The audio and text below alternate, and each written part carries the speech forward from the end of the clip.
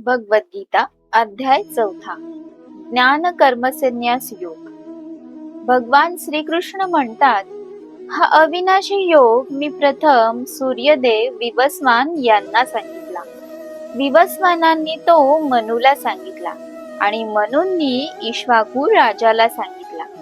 भगवद्गीतेतील ज्ञान नवीन नाही, ते सनातन आणि शाश्वत आहे. हे ज्ञान गुरु शिष्य परंपरेने पिढ्यानपिढ्या चालत आले आहे. सत्याला काळाची मर्यादा नसते. जसे सूर्य दररोज प्रकाश देतो, तसेच भगवंताचे ज्ञान प्रत्येक युगात मानवाला योग्य मार्ग दाखवत असते. एखादा अनुभवी डॉक्टर आपल्या विद्यार्थ्यांना योग्य उपचार पद्धती शिकवतो. ते विद्यार्थी पुढे इतरांना शिकवतात. अशा प्रकारे योग्य ज्ञानाची परंपरा टिकून राहते. तसेच भगवद्गीतेचे ज्ञानही परंपरेने जतन झाले आहे. ही योग विद्या परंपरेने राजश्रींना प्राप्त झाली होती, पण कालांतराने ती लुप्त झाली. जेव्हा लोक ज्ञानाचा अभ्यास सोडतात तेव्हा ज्ञान हरवत नाही, पण त्याचा योग्य उपयोग बंद होतो. म्हणूनच धर्म, संस्कृती आणि मूल्ये जपण्यासाठी सतत अभ्यास आणि आचरण आवश्यक आहे. पूर्वी अनेक घरांमध्ये आजी आजोबा मुलांना संस्कार शिकवत असत. आज ते कमी झाले असल्याने अनेक चांगल्या परंपरा विसरल्या जात आहेत. श्रीकृष्ण अर्जुनाला म्हणतात, तू माझा भक्त आणि मित्र असल्यामुळे आज मी तुला हा प्राचीन व श्रेष्ठ योग सांगत आहे. भगवान ज्ञान प्रत्येकाला देतात, पण त्याचा खरा लाभ श्रद्धा आणि प्रामाणिकतेने शिकणाऱ्यालाच मिळतो. भक्ती, विश्वास आणि मैत्री यामुळे ज्ञान आत्मसात होते. अर्जुन म्हणतो, तुमचा जन्म अलीकडचा आहे आणि सूर्यदेवांचा जन्म फार पूर्वीचा आहे. मग तुम्ही त्यांना हा योग प्रथम कसा सांगितला? अर्जुनाचा प्रश्न अत्यंत तर्कसंगत आहे. अध्यात्मातही प्रश्न विचारणे आवश्यक आहे. योग्य प्रश्नांमुळे ज्ञान अधिक स्पष्ट होते. अर्जुनाच्या प्रश्नाचे उत्तर देताना श्रीकृष्ण म्हणतात, माझे आणि तुझे अनेक जन्म झाले आहेत. मला ते सर्व आठवतात, पण तुला आठवत नाहीत. मी अजन्मा असूनही माझ्या योग मायेने स्वतःच्या इच्छेने अवतार घेतो. जेव्हा जेव्हा धर्माची हानी आणि अधर्माची वाढ होते तेव्हा तेव्हा मी अवतार घेतो. सज्जनांचे रक्षण, दुष्टांचा नाश आणि धर्माची स्थापना करण्यासाठी मी प्रत्येक युगात अवतार घेतो. जो माझ्या दिव्य जन्म आणि कर्मांचे तत्व समजतो, तो देह त्यागानंतर पुन्हा जन्म घेत नाही. तो मला प्राप्त होतो. राग, भय आणि क्रोध यांचा त्याग करून, माझ्यावर श्रद्धा ठेवून आणि ज्ञानरूपी तपाने पवित्र झालेल्या अनेक भक्तांनी मला प्राप्त केले आहे. परमात्मा सर्वज्ञ आहे. जीव मात्र अज्ञानामुळे आपल्या पूर्वजन्माची आठवण ठेवू शकत नाही.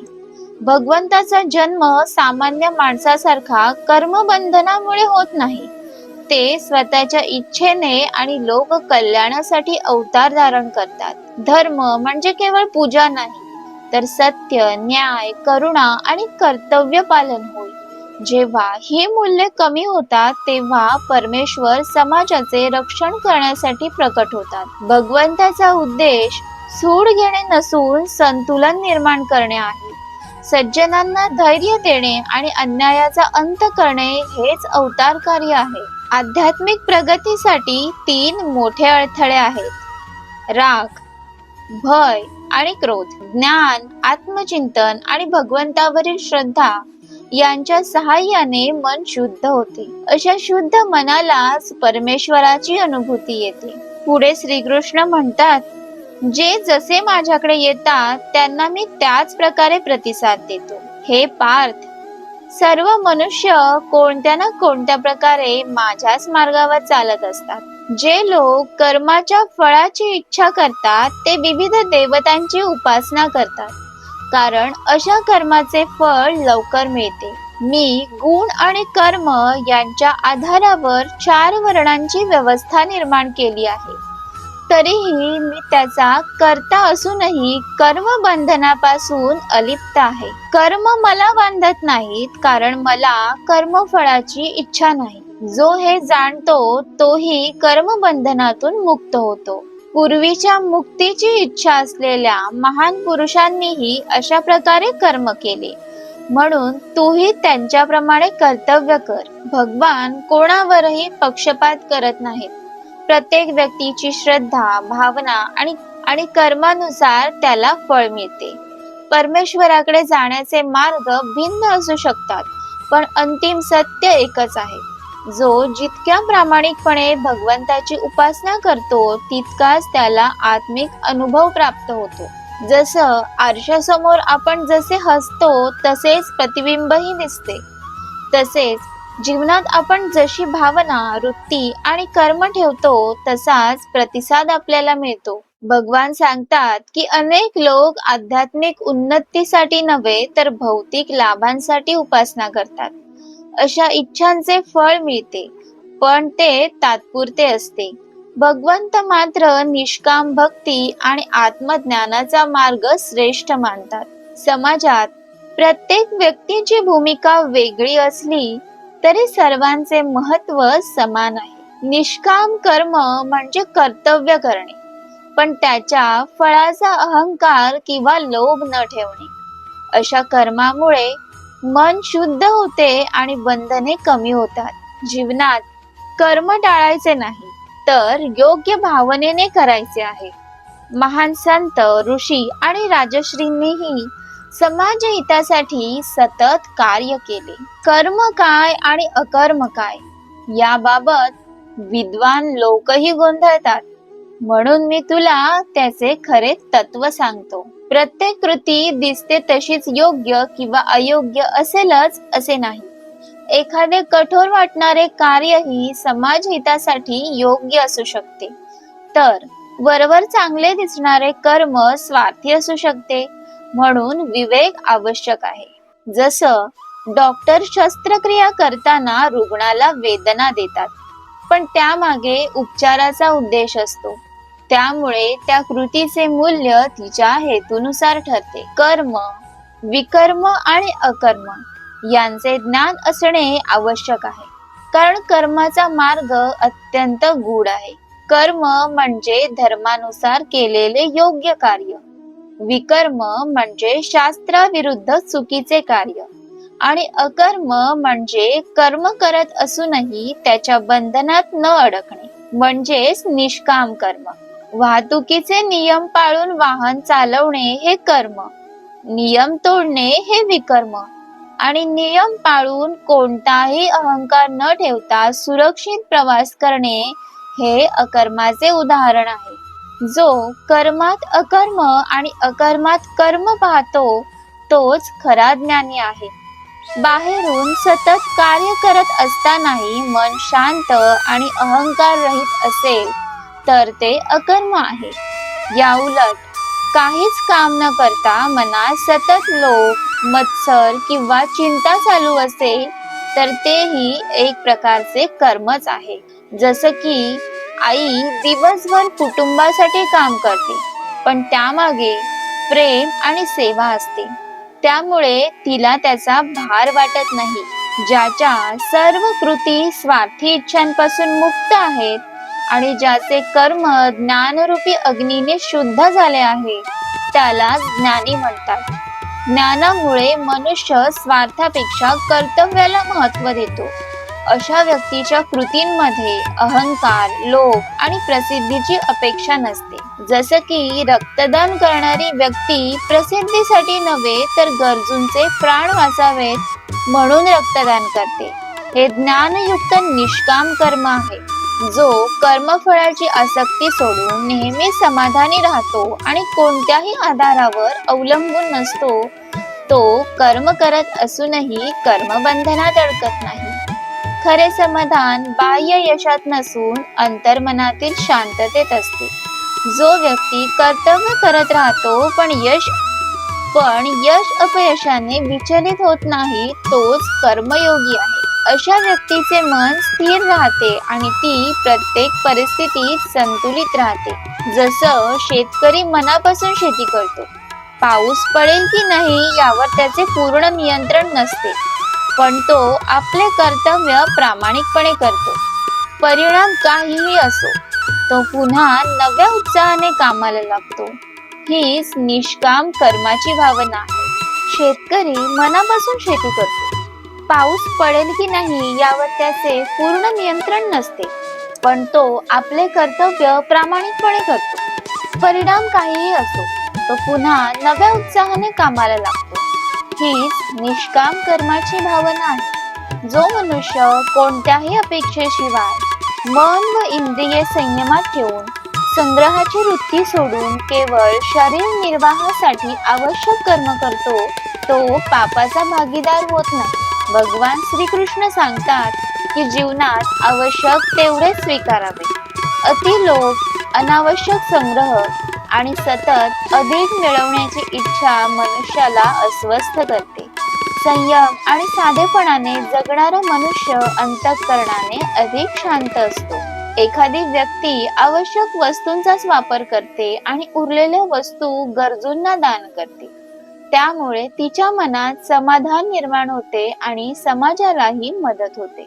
जो सहज मिळालेल्या गोष्टींमध्ये संतुष्ट असतो, सुखदुःखाच्या द्वंद्वापलीकडे जातो, मत्सर करत नाही आणि यश अपयशात समभाव ठेवतो, तो कर्म करूनही बंधनात अडकत नाही. जीवनात प्रत्येक वेळी आपल्या अपेक्षेप्रमाणे परिणाम मिळतीलच असे नाही. यश आले तर अहंकार नको आणि अपयश आले तर निराशा नको. समत्व भाव हीच खरी आध्यात्मिक प्रगती आहे. नोकरीसाठी मुलाखत दिल्यानंतर एखाद्याची निवड झाली नाही तरी तो स्वतःमध्ये सुधारणा करून पुढील संधीसाठी प्रयत्न करतो. तो इतरांच्या यशाचा मत्सर न करता स्वतःच्या प्रगतीवर लक्ष केंद्रित करतो. यज्ञ म्हणजे केवळ अग्नीत आहुती देणे असं नाही. प्रत्येक कर्म ईश्वरार्पण बुद्धीने आणि समाज हितासाठी करणे म्हणजे यज्ञ. अशा कर्मांमुळे मन शुद्ध होते. जसं की एक डॉक्टर रुग्णांची सेवा केवळ पैशासाठी नव्हे तर मानव सेवा म्हणून करतो. त्याचे काम हेच त्याच्यासाठी यज्ञ बनते. अर्पण, आहुती, अग्नी, यज्ञ करणारा आणि प्राप्त होणारे फळ हे सर्व ब्रह्मस्वरूप आहे. अशा भावनेने कर्म करणारा ब्रह्माला प्राप्त होतो. या श्लोकात अद्वैताचा सुंदर संदेश आहे. जेव्हा प्रत्येक कृतीमध्ये परमेश्वराचे अस्तित्व अनुभवले जाते, तेव्हा अहंकार नाहीसा होतो आणि प्रत्येक कर्म पवित्र बनते. जसं आई प्रेमाने कुटुंबासाठी जेवण बनवते, ती ते केवळ काम म्हणून नाही तर प्रेम आणि सेवेचा भाव ठेवून करते. त्यामुळे तिचे स्वयंपाकाचे कामही एक प्रकारचा यज्ञ ठरतो. काही योगी देवपूजेच्या रूपाने यज्ञ करतात, तर काही ब्रह्मज्ञानाच्या अग्नीत स्वतःचा अहंकार अर्पण करतात. उपासनेचे मार्ग अनेक आहेत. काही जण पूजा अर्चा करतात, तर काही ध्यान, आत्मचिंतन आणि ज्ञान साधना करतात. महत्वाचा मुद्दा म्हणजे अंतःकरणाची शुद्धता. कोणी मंदिरात सेवा करतो, तर कोणी गरीब विद्यार्थ्यांना मोफत शिक्षण देतो. दोघांचेही उद्दिष्ट निस्वार्थ सेवा असल्यास ते दोघेही यज्ञच करत आहेत. काही साधक इंद्रियांचे संयम करतात, तर काही विषयांचा योग्य अमर्यादित उपयोग करतात. इंद्रिय संयम म्हणजे इंद्रियांना दडपण नव्हे तर योग्य दिशेने वापरणे. विवेकाने जगणे म्हणजेच खरा संयम. मोबाईल आणि सोशल मीडियाचा आवश्यक तेवढाच वापर करून उर्वरित वेळ अभ्यास, कुटुंब आणि आत्मविकासासाठी देणे म्हणजे आधुनिक काळातील इंद्रिय संयम आहे. जेव्हा मन, बुद्धी आणि इंद्रिये आत्मज्ञानाच्या अधीन होतात, तेव्हा व्यक्तीचे संपूर्ण जीवन शिस्तबद्ध आणि संतुलित बनते. जसं की एखादा खेळाडू नियमित व्यायाम, योग्य आहार, शिस्तबद्ध दिनचर्या आणि मनसंयम पाळतो, त्यामुळे त्याची कार्यक्षमता वाढते. काही जण दानरूपी यज्ञ करतात, काही तप करतात, काही योग साधना करतात आणि काही स्वाध्याय व ज्ञान प्राप्तीचा यज्ञ करतात. भगवान विविध प्रकारच्या यज्ञांचे वर्णन करतात. प्रत्येक व्यक्ती आपल्या स्वभावानुसार साधना करू शकते. काही साधक प्राणायामाद्वारे श्वासोच्छवासाचे नियंत्रण करून मन आणि प्राण यांना संतुलित करतात. श्वास आणि मन यांचा घनिष्ठ संबंध आहे. नियमित प्राणायाम केल्याने मन शांत होते, एकाग्रता वाढते आणि भावनांवर नियंत्रण मिळते. तणावपूर्ण कामाच्या दिवशी फक्त 10 मिनिटे खोल श्वास घेण्याचा सराव केल्याने मन शांत होते आणि निर्णय क्षमता सुधारते. काही साधक नियमनयुक्त आहार घेतात. हे सर्व यज्ञाचे तत्व जाणणारे असल्यामुळे त्यांच्या पापांचा नाश होतो. योग्य आहार हा केवळ शरीरासाठी नव्हे तर मनासाठीही महत्वाचा आहे. सात्विक, संतुलित आणि मर्यादित आहार मनाला स्थिर ठेवतो. संयमित जीवनशैली हीच आध्यात्मिक साधनेचा एक महत्वाचा भाग आहे. जंक फूड, फास्ट फूड आणि अति खाणे टाळून संतुलित आहार घेणारी व्यक्ती अधिक निरोगी, उत्साही आणि मानसिक दृष्ट्या स्थिर राहते. पुढे श्रीकृष्ण म्हणतात, हे अर्जुना, यज्ञातून उरलेले पवित्र अन्न म्हणजेच प्रसाद ग्रहण करणारे सनातन ब्रह्माला प्राप्त होतात. जो यज्ञ करत नाही त्याला हा लोकही मिळत नाही. मग परलोक कसा मिळेल? येथे यज्ञ म्हणजे केवळ अग्निहोत्र नव्हे तर निस्वार्थ भावनेने केलेले प्रत्येक कर्तव्य होय. जेव्हा आपण आपल्या परिश्रमाचे फळ ईश्वराला अर्पण करून त्याचा स्वीकार करतो तेव्हा अहंकार नष्ट होतो आणि मन शुद्ध होते. स्वार्थी वृत्ती मनाला बांधते तर यज्ञ भाव मुक्त करते. वेदांमध्ये अनेक प्रकारचे यज्ञ सांगितले आहेत. हे सर्व कर्मातून उत्पन्न झालेले आहेत. त्यांचे तत्व समजून घेतल्याने तू कर्मबंधनातून मुक्त होशील. द्रव्यरूपी यज्ञापेक्षा ज्ञान यज्ञ श्रेष्ठ आहे. कारण सर्व कर्मांचे अंतिम फळ ज्ञानातूनच येऊन पूर्ण होते. ते ज्ञान नम्रतेने योग्य प्रश्न विचारून आणि सेवाभावाने गुरूंकडून प्राप्त कर. तत्वज्ञानी तुला सत्य ज्ञानाचा उपदेश करतील. ज्ञान मिळवण्यासाठी 3 गोष्टी आवश्यक आहेत: नम्रता, जिज्ञासा आणि सेवाभाव. अहंकारी मनुष्य शिकू शकत नाही. जो नम्र असतो तोच खऱ्या अर्थाने ज्ञान ग्रहण करतो. हे अर्जुना, हे ज्ञान प्राप्त झाल्यावर तू पुन्हा मोहात पडणार नाहीस आणि सर्व प्राणीमात्रांमध्ये स्वतःला व माझे स्वरूप पाहशील. आत्मज्ञानामुळे भेदभाव नाहीसा होतो. प्रत्येक जीवामध्ये परमेश्वराचा अंश आहे ही भावना निर्माण होते. त्यामुळे प्रेम, करुणा आणि समभाव वाढतो. तू सर्व पाप्यांपेक्षाही मोठा पापी असलास तरी ज्ञानरूपी नौकेच्या सहाय्याने सर्व पापांवर मात करू शकशील. वाईट संगतीमुळे चुकीच्या मार्गावर गेलेला युवक योग्य मार्गदर्शन मिळाल्यानंतर शिक्षण पूर्ण करून समाजसेवक बनू शकतो. जसा प्रज्वलित अग्नी लाकडाला राख करतो तसेच ज्ञानरूपी अग्नी कर्मबंधनांचा नाश करतो. आत्मज्ञानामुळे अज्ञान, अहंकार आणि चुकीच्या कर्मांचे बंधन नष्ट होते. ज्ञान मनुष्याला योग्य अयोग्य यातील फरक शिकवते. अंधार कितीही जुना असला तरी एक छोटा दिवा लावला की अंधार नाहीसा होतो. तसेच ज्ञान आले की अज्ञान दूर होते. या जगात ज्ञानासारखे पवित्र दुसरे काहीही नाही. योग साधनेत प्रगती केलेला मनुष्य योग्य वेळी हे ज्ञान स्वतः अनुभवतो. पोहण्याविषयी कितीही पुस्तके वाचली तरी पाण्यात उतरल्याशिवाय पोहता येत नाही. तसेच अध्यात्मातही अनुभव महत्वाचा आहे.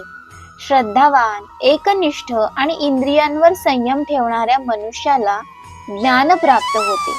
ज्ञान मिळाल्यावर तो लवकरच परमशांती प्राप्त करतो. जसं की संगीत शिकवणारा विद्यार्थी अनेक वर्ष नियमित रियाज करतो. श्रद्धा आणि सातत्यामुळेच तो उत्कृष्ट कलाकार बनतो. जो अज्ञानी आहे, श्रद्धा ठेवत नाही आणि सतत संशयात राहतो तो स्वतःचे नुकसान करून घेतो.